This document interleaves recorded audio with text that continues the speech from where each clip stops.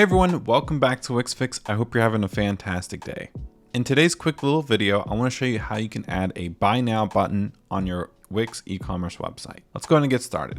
As you guys may have known, there is a button that you can use. If you come down to store, add a cart button, you can add a button that looks like this.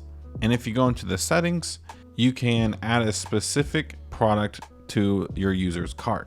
However, there is also another option. We can come over to add, come to button, and if we come down to pay buttons, we can have a buy now button.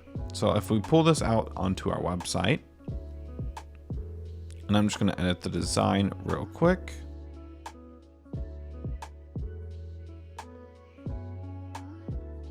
Now, this button does act differently to the add to cart button. If I go ahead and click on this pay now button and I go into the settings, you're going to notice it doesn't allow us to connect a specific product. However, what we can do is give this product a name. We can call it shoes, and then we can go ahead and set the price for this item. Let's say it's $85, and we can change the button text as well.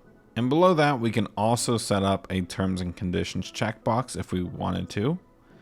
And if this is checked on, you can paste the link to your terms and conditions page.